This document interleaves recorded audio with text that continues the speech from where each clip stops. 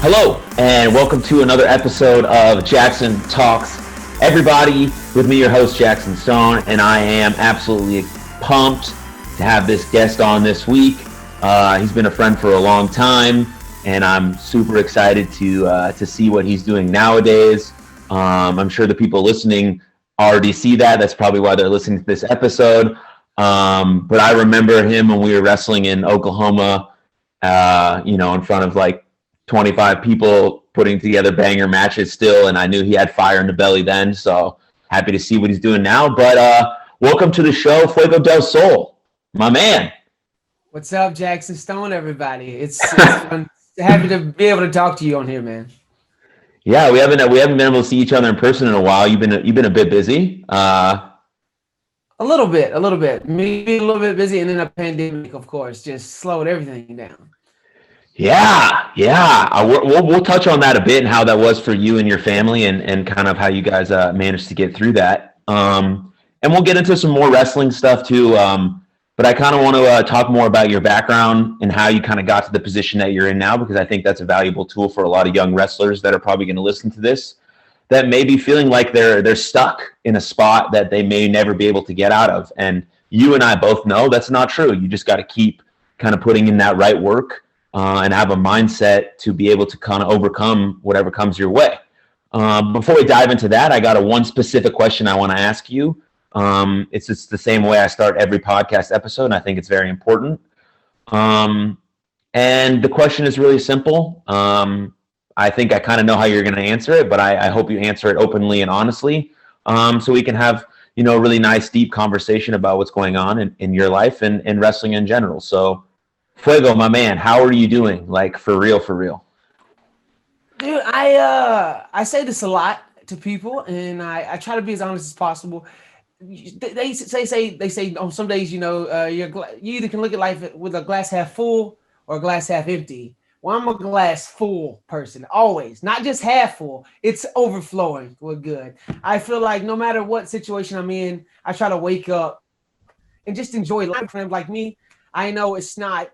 And there's not always easy days, but I thoroughly enjoy waking up and living every day. I see it as an opportunity for me to go do whatever I want to do. That's another thing. When I turned 18, or when I started making money for the first time, I realized, oh, wait a minute, I can control my own life. Like, I don't have to worry about expectations of parents or anyone else. Like, I love my family. I love everybody. I try to be a positive influence on everybody's life, but at the end of the day, you control your own destiny. And I feel like as long as you are aware of that, you can make the day whatever you want, even in the hard times or in the bad times. As long as you don't make excuses for yourself, you just think positively, do the things that make you happy. And that's what I try to do every day. And it's been working for me so far. Like I said, I know it's not for everybody, but for me, I've always just been programmed of like, hey, man, how can I enjoy life today? I've even told people I can wake up in jail for the rest of my life tomorrow, and I'll find a way to smile and be happy, because that's just the way I am.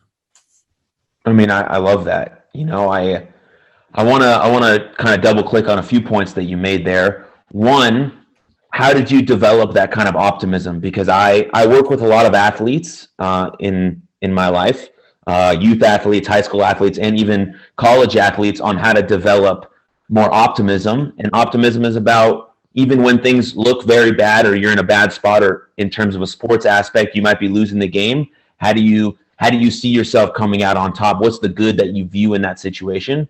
So how did you develop that optimism? Was it a coach, a mentor, a friend, or was it just something that you kind of did on your own?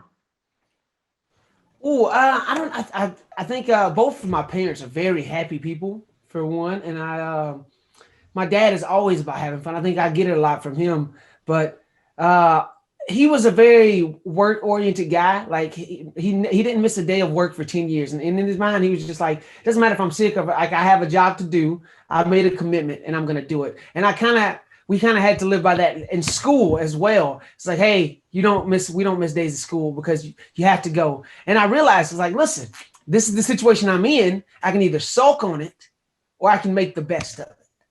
Because sometimes you can't change your situation, but you can change the way you look at it. You can change your attitude.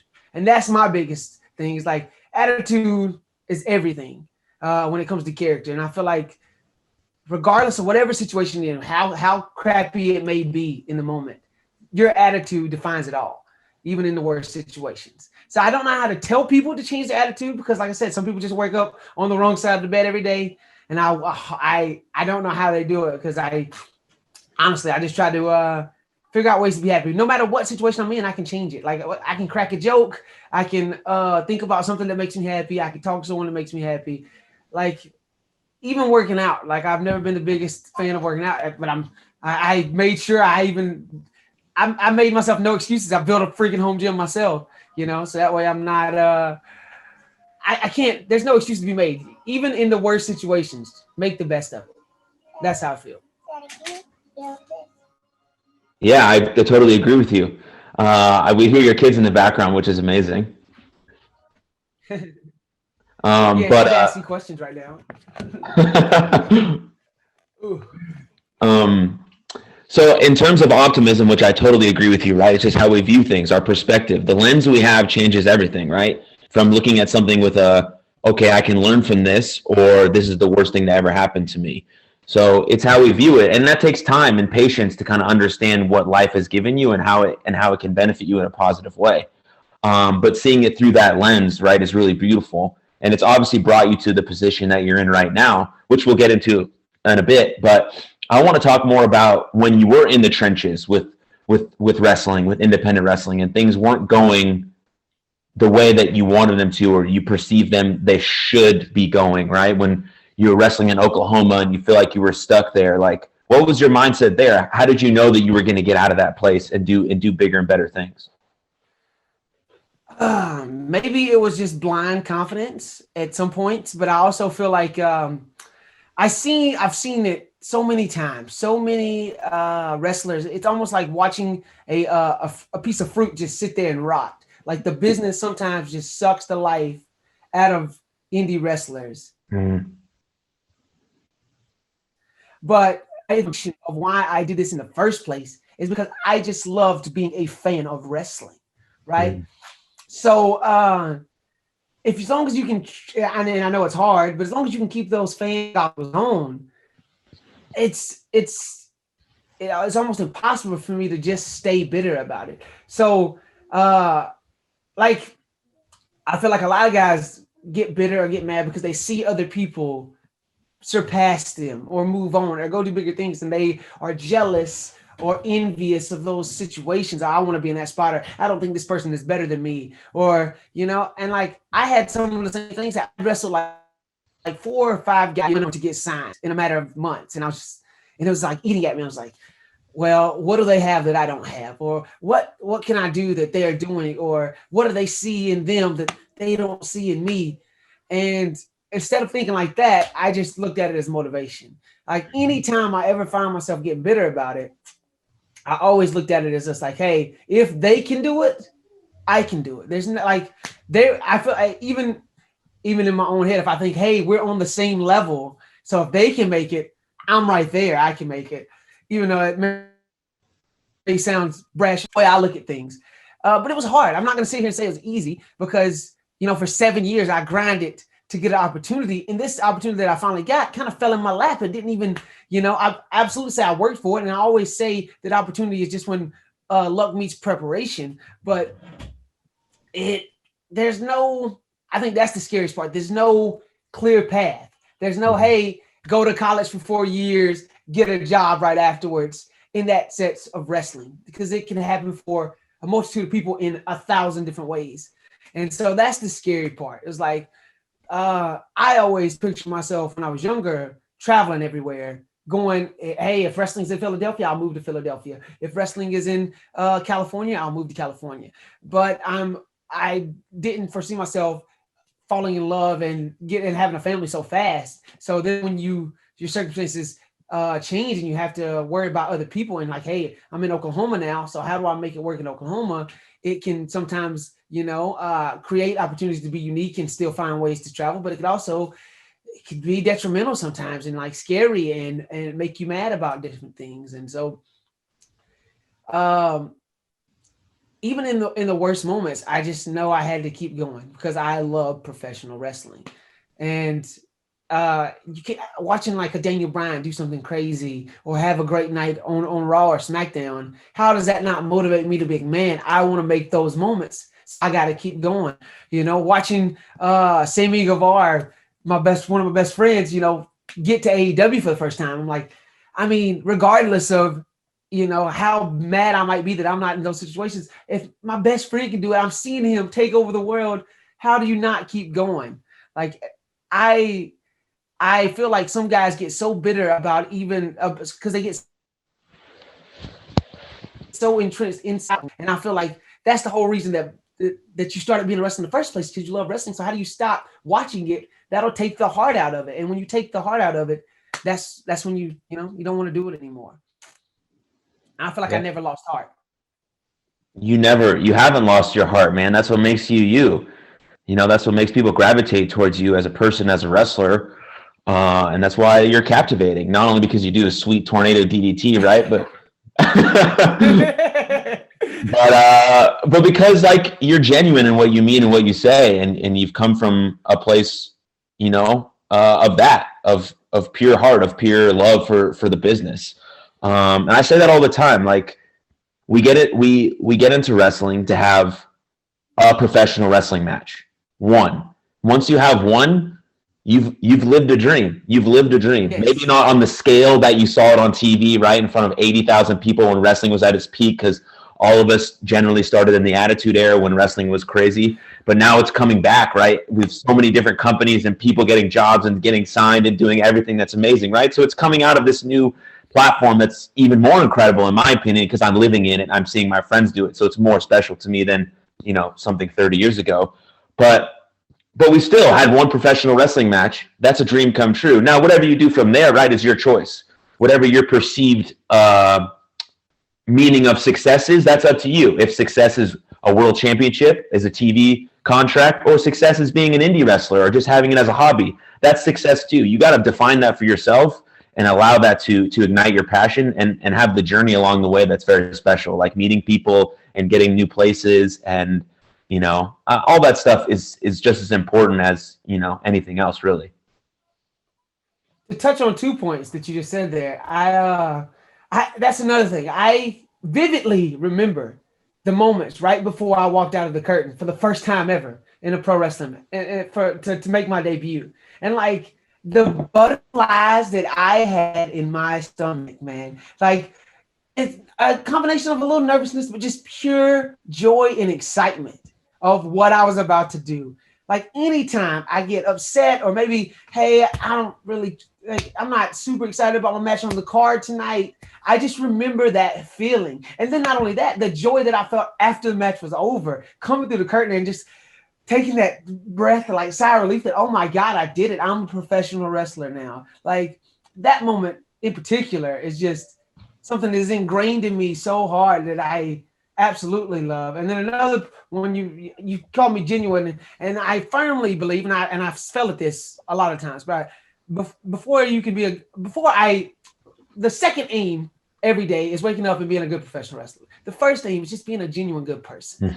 And regardless of how good of a wrestler anyone is, if I meet genuinely good people, we're going to be friends for life. I tell people that all the time. If you're genuine and I can feel it, no matter what you like, no matter what your interest is, no matter how diverse maybe our interests compare, we're going to be friends. It's true. You can feel that energy, man, right away. Like before anyone even speaks, you can kind of feel the vibe they put out, the energy they give, their authenticity. Like that stuff means everything. And it's even more unique in pro wrestling because when I meet you at a pro wrestling show, I already, for one, know that we have a very, very, very unique common interest in loving pro wrestling. So anything on top of that is even more special, and you can build really deep relationships out of that. So yeah, absolutely, you're 100% right, for sure. But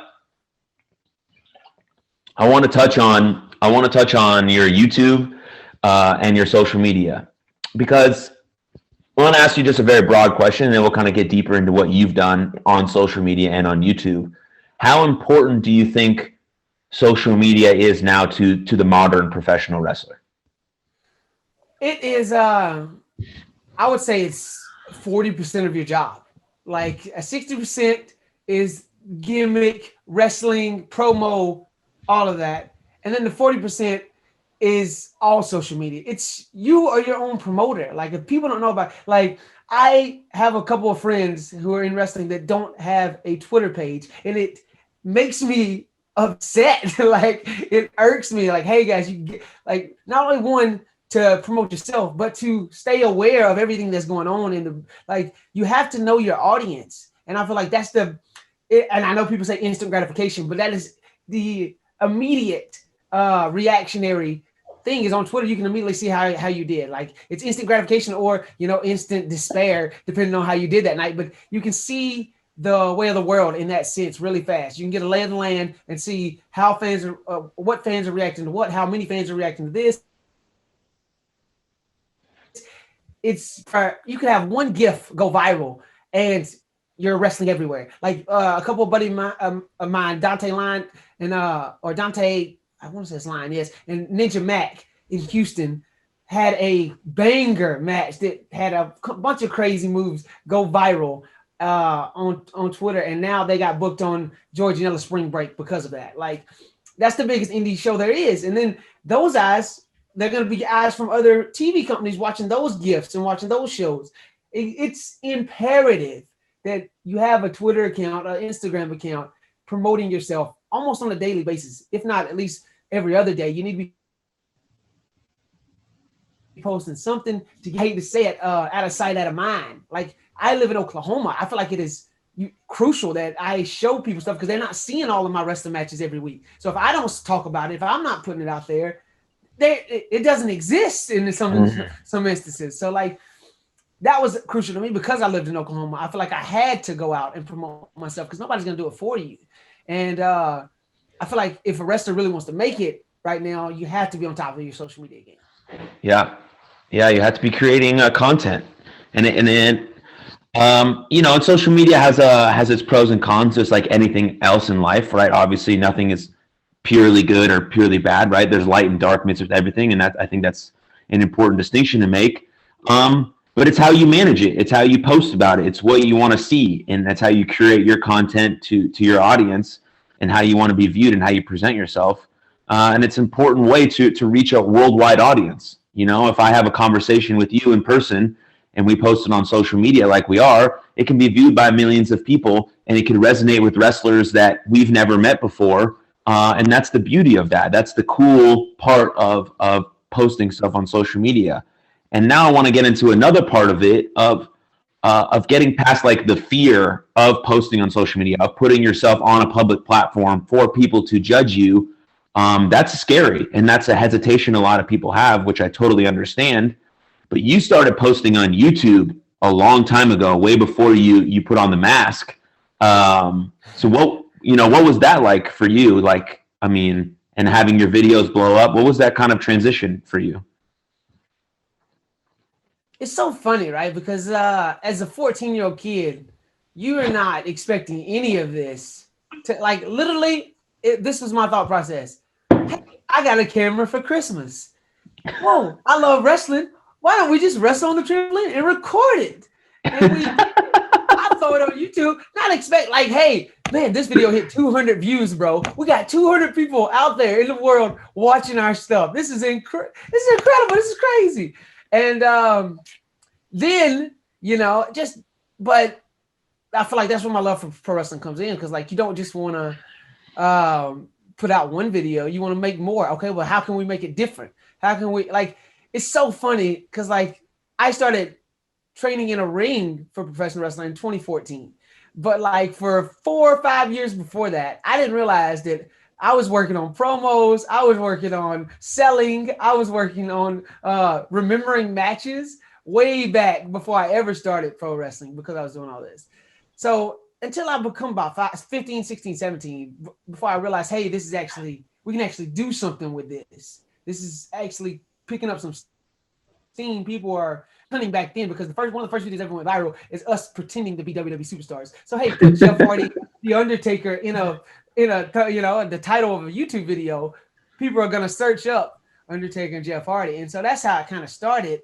And when it started picking up steam, it was unbelievable, but I was so cocky as a 16, 17-year-old kid. I was like, oh yeah, you're right. Because like uh not only are we getting views, but we're the best. I'm the best backyard wrestler in the world right now. So of course it's gonna get views because why not? Like there's no kids doing what I'm doing.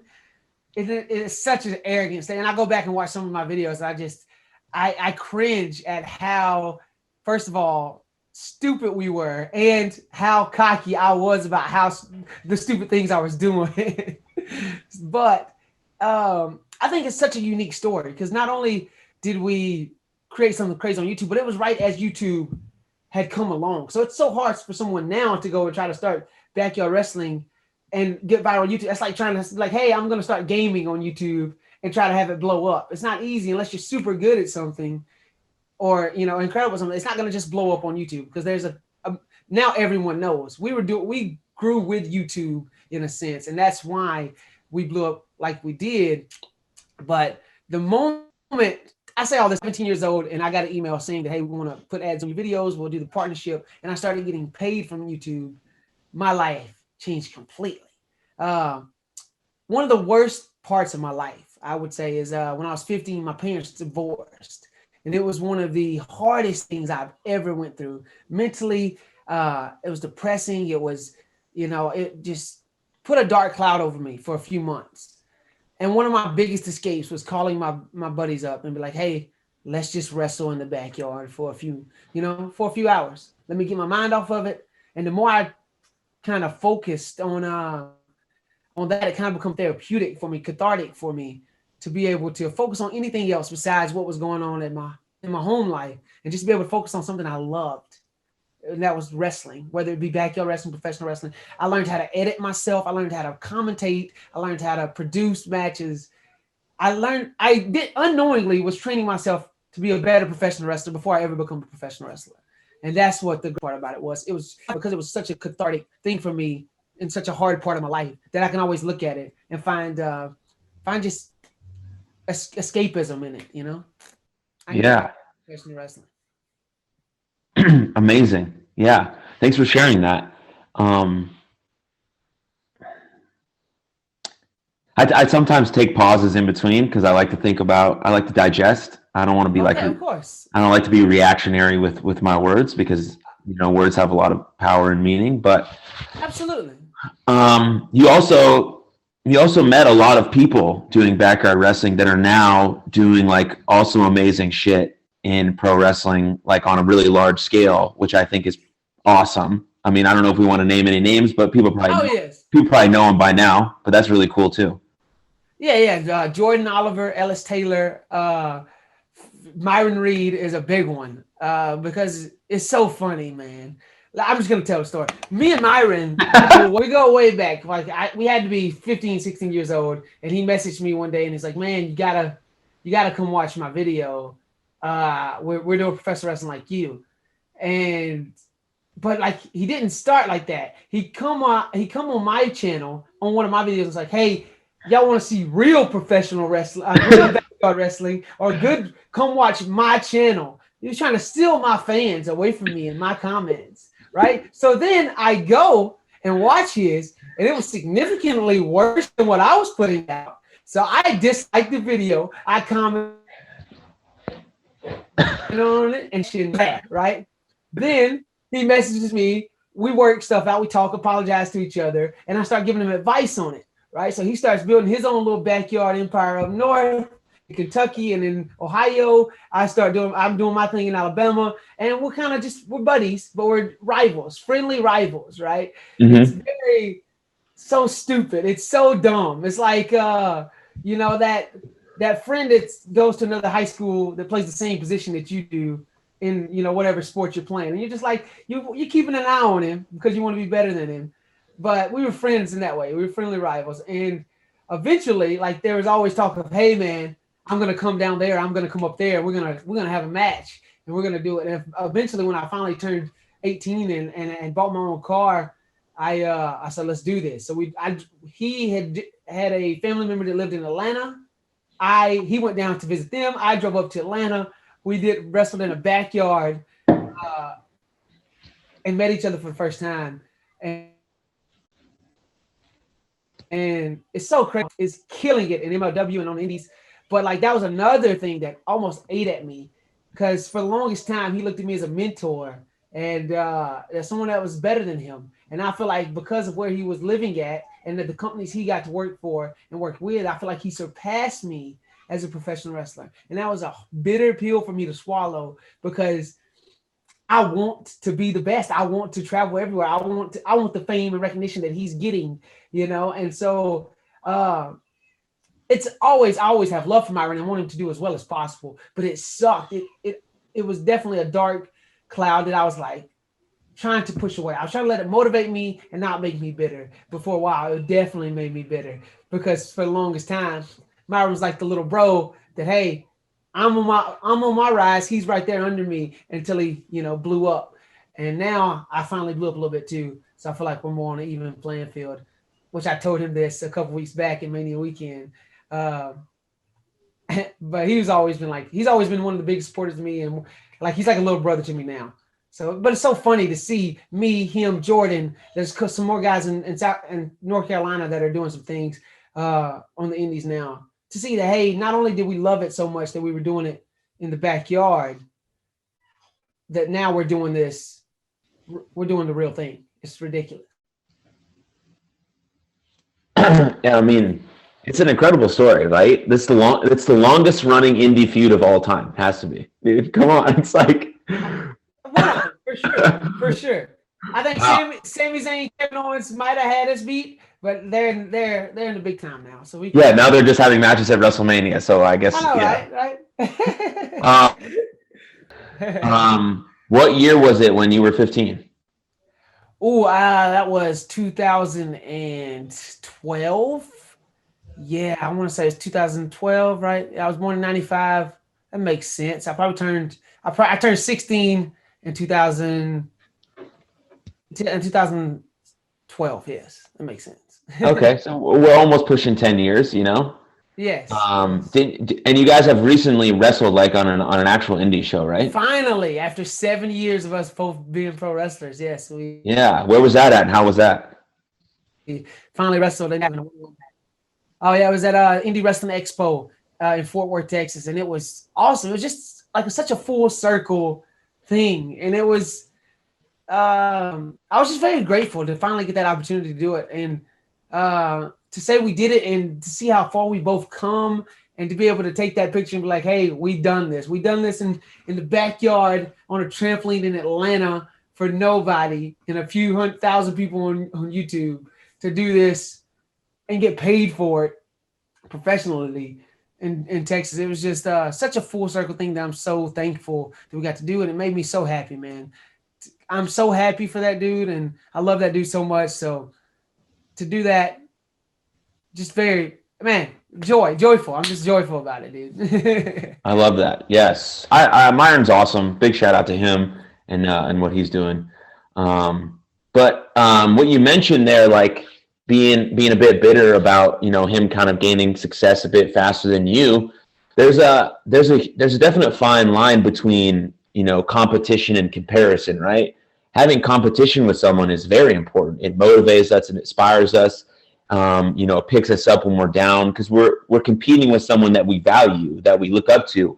And then there's that fine line of crossing over into comparing yourself to that person, and that's where it gets dangerous because we can't compare ourselves to others. We're not like anyone else. Our story is unique. Our journey is unique. Where we come from is unique. Our path is going to be unique. And so, yes, it's just like you said, right? Let's compete. Let's fire each other up. Let's build each other up, you know, because the wrestling pie is big enough for everyone to get a slice.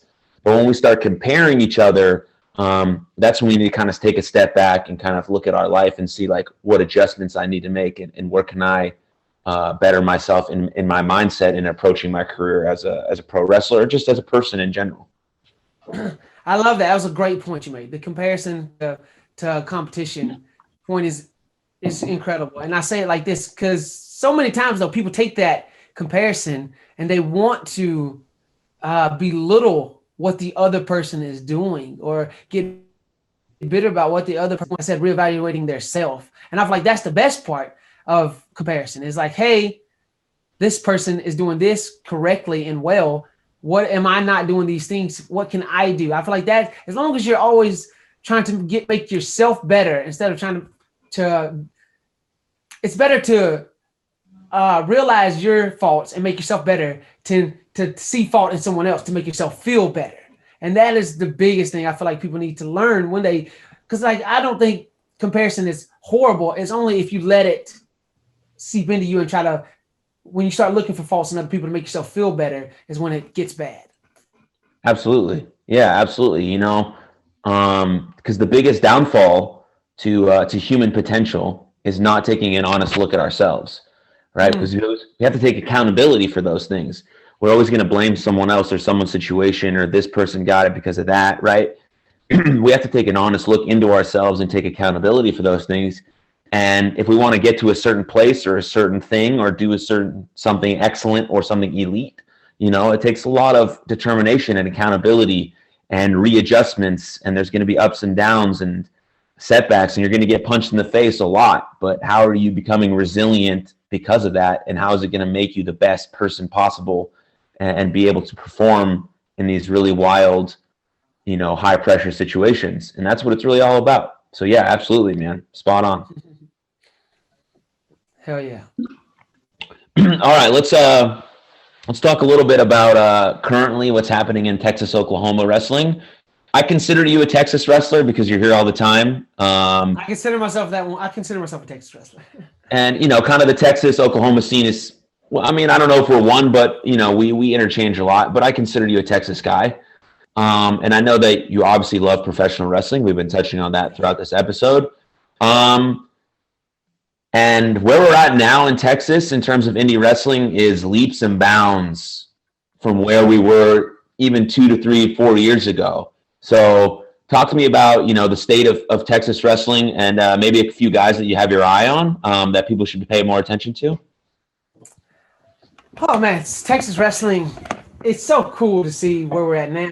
I think definitely the streaming services that have popped up through the years has helped that, whether it be Fight TV or IWTV or High Spots Network, whatever, you know, the case may be. But besides that, you can broadcast, you know, paint drying, and it doesn't mean people are going to watch. You know, you could, yeah. You have to have good talent. And I feel like that's what Texas has had for so long. It's just been such a hidden thing that people haven't been able to see it. And now that we have distribution, people are aware of what's going on. And I think a lot of that has to do with some of the companies that are trying to do big things and trying to put on awesome shows, whether that be like VIP Wrestling, who's always been putting on great shows, just maybe the distribution hasn't been the best of getting it out there to show that. Or the guys down south, New Texas Pro, Heavy Metal, Sabotage, all these companies that have bringing in this outside talent to work with some of this Texas talent as well and trying to put on the best show possible.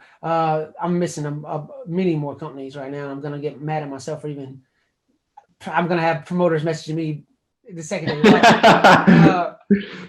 No, I mean, but you're right. Like it's all of them. It's every single one, you know, all those you mentioned and all the other ones, right? Just working together to highlight Texas talent while also highlighting what's happening all over the country as well. And that's I think that's the special sauce, right? That's the combination that's really working.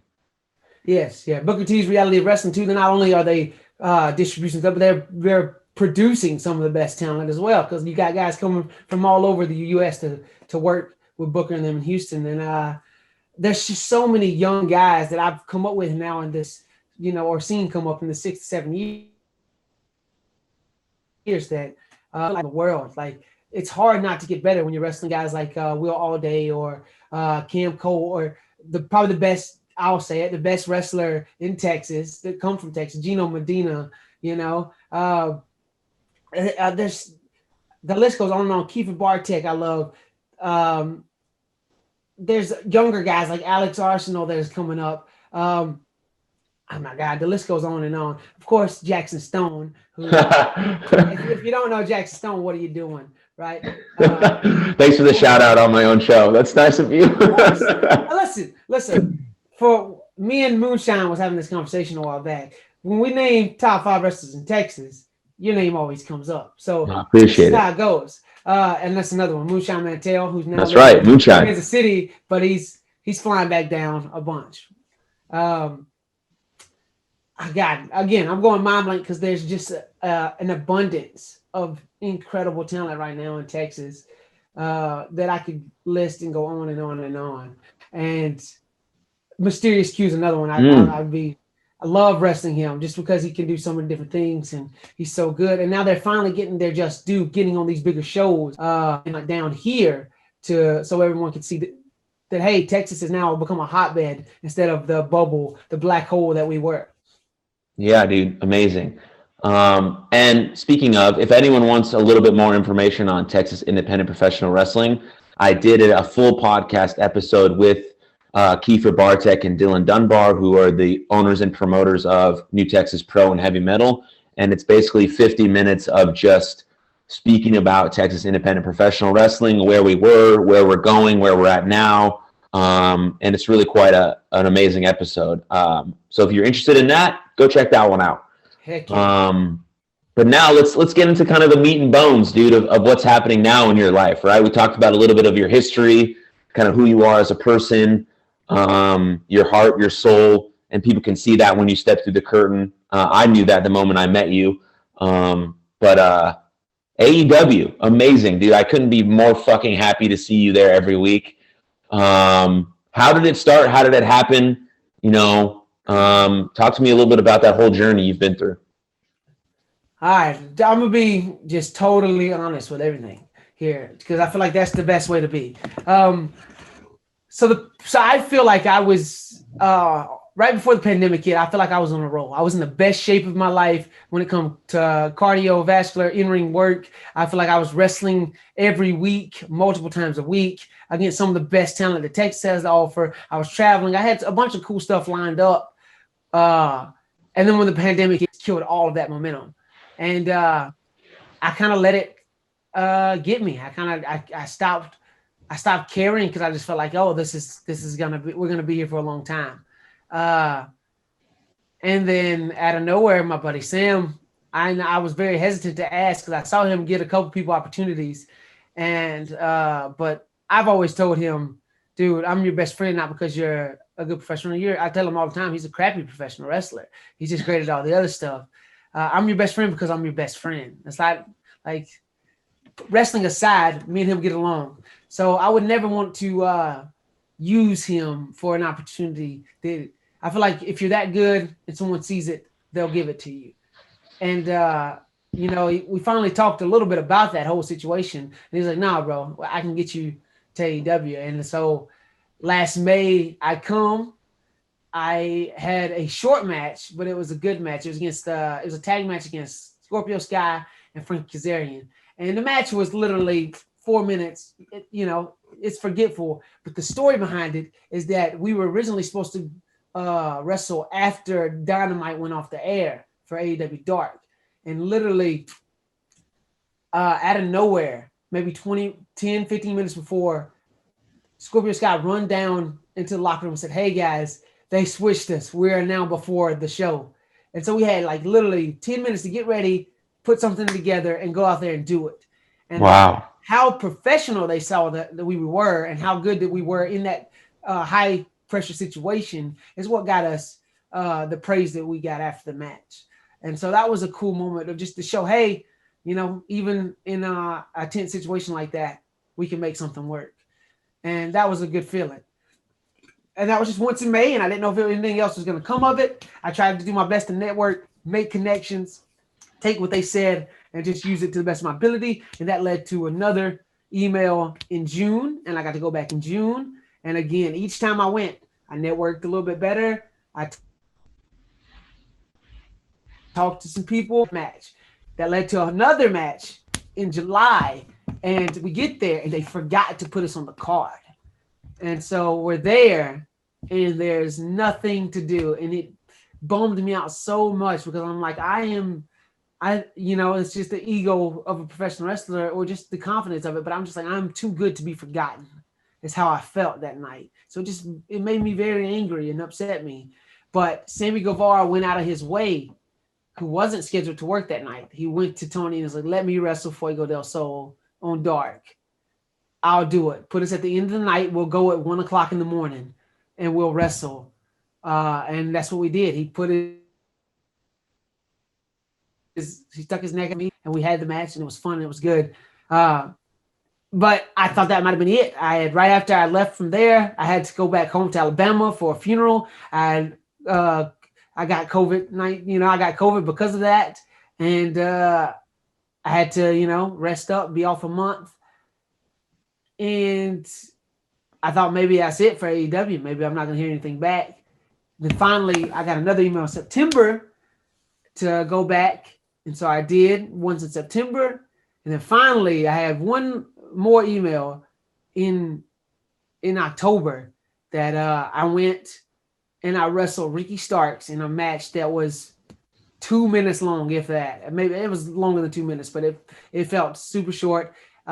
Stuff we had planned got changed, and so I really couldn't do anything that night. I was very upset about it, and I thought, man, I am just squandering this opportunity, I feel like I'm not getting the opportunity to show off what I could do, and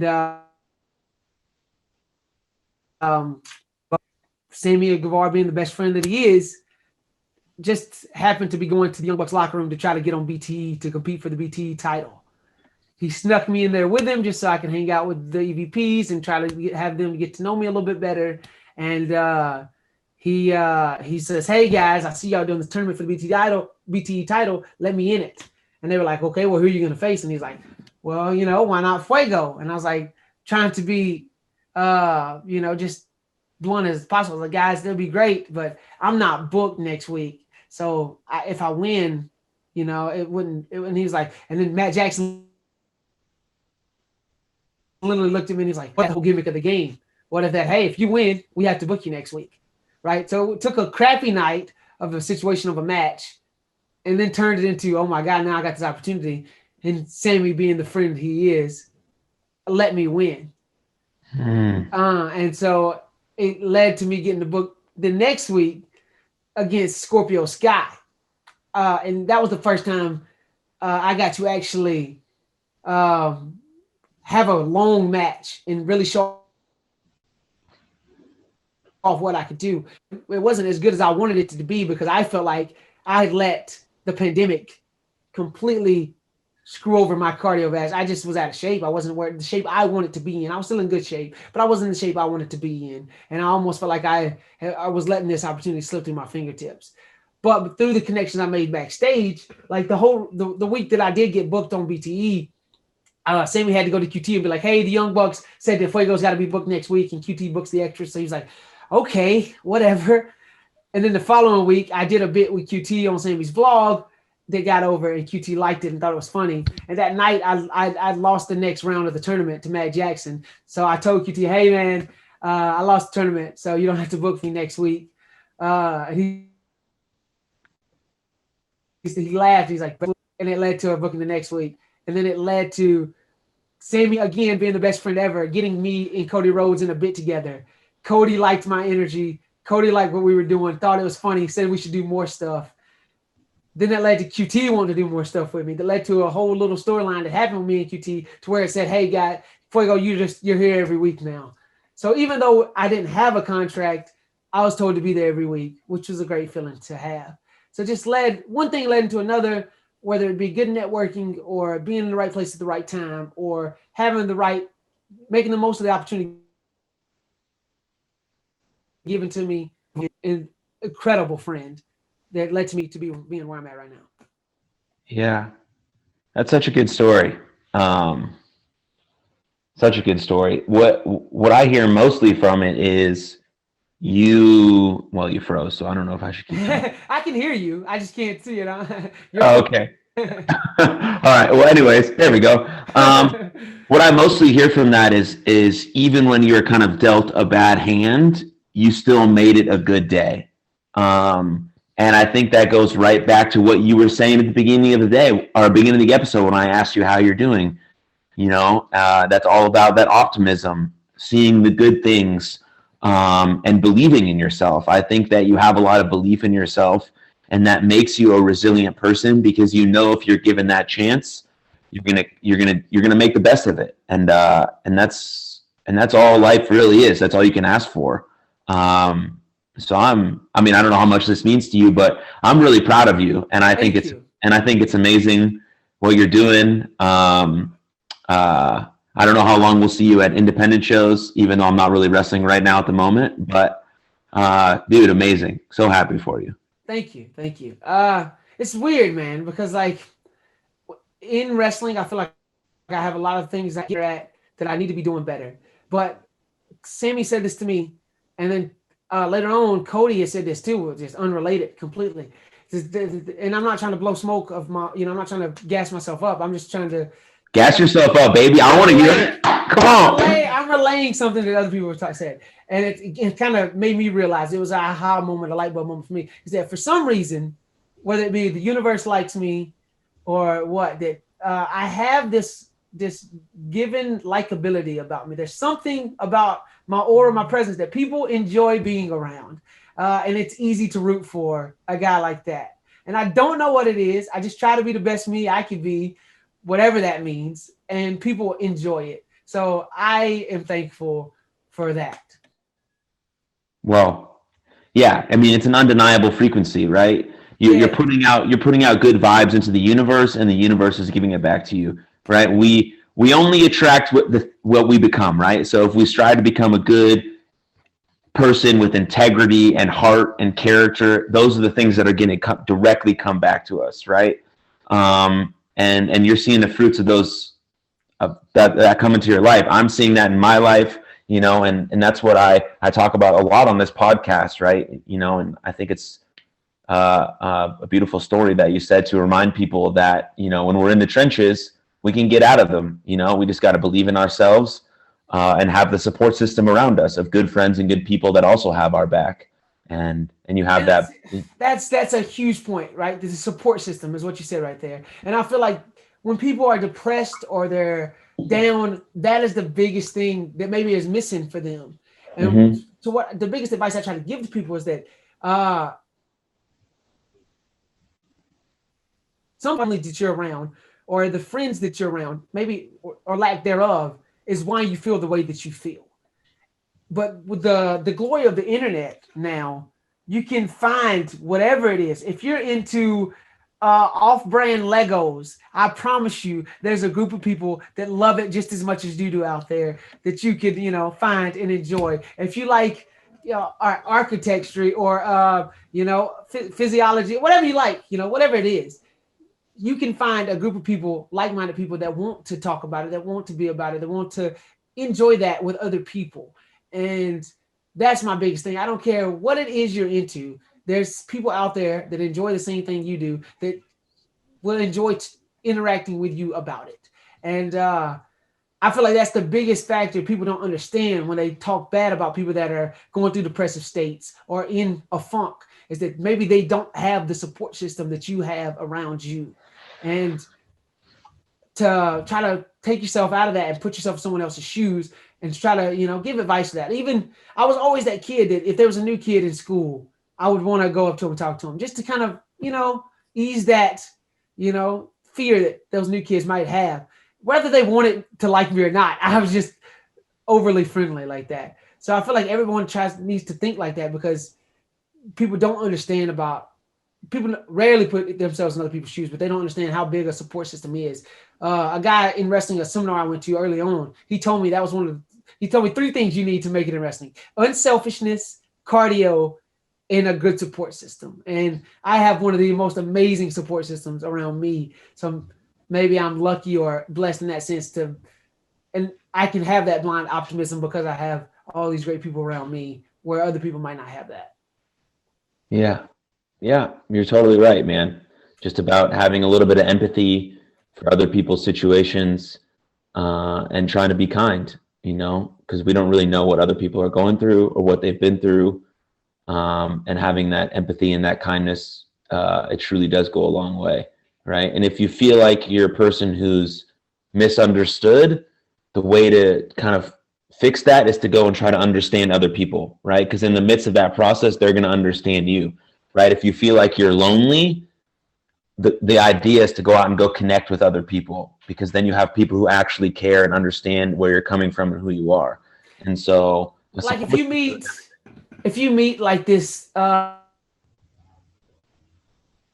this jag of a baseball player, and you see that he can talk well and he has got this wrestling thing down, and you kind of a little jealous when you first meet him and think, oh, this guy must be an asshole, until you really talk and get to know him and find out what a genuine, good-hearted person Jaxon Stone is. You know, you're never going to understand unless you do that. And I was that one of those people. First glance, immediately judged you when I first met you. I was like, oh, this guy is going to be an asshole. I just know it. He's got that look of an ass, like a guy who knows he's good. He's so good and he knows it. That's what I thought of you when I first met you. But until I got to know you, I tell Will all day this all the time. I tell Will all day, I was like, I wish you were an asshole, because then I'd have a reason not to like you, because you're so good at everything else. And then you're a good person on top of that. I have to be friends with you. Mm-hmm. But I wish you were an asshole, so that way I didn't like you. I'm a huge fan of Will all day. Yes. Yeah, he's awesome. He's on AEW Dark too recently, I think, a couple times now. Yes. Which is super cool. Yeah, he's a superstar. Yeah. But man, thank you for coming on, dude, and doing this with me. It's fun. We should do it again. I enjoyed it. We should. Thoroughly. Awesome. You have any closing thoughts? Where can people find you if they don't already follow you? And any closing thoughts, questions, comments, concerns, funny stories? Yeah, closing thoughts. Oh, guys, first of all, I feel like this conversation is great. So have more conversations like this. Discords like this is the best. Just go out of your way to talk to people that have positive mindsets. It'll help you tremendously. And now, when it comes to shameless self-promotion, I am great at that. On Twitter, you can find me at Fuego Del Sol. Got that changed recently. New Twitter handle, baby. Yes, sir. Now that I just got to get that blue check mark. It's coming soon. On Instagram, Fuego Del Sol _ I have a Facebook, but I get overwhelmed with so many friend requests now that I really don't check it.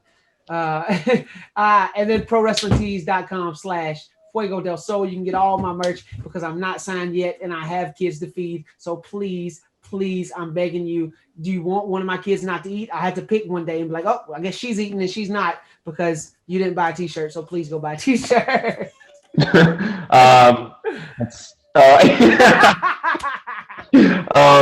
Speaking of your family, I wish them the best. Your wife's pregnant. She's due anytime. When this episode comes out, you'll have a third healthy, happy, beautiful baby, which is amazing. So my love to you and your family. Keep doing what you're doing, man, and I hope to see you soon. Man, I cannot wait to see you. Thank you for all the love. All right, love you, man. Thank you. Cheers, everyone. Thanks for watching. Share it with a friend, and go watch AEW. All right, bye.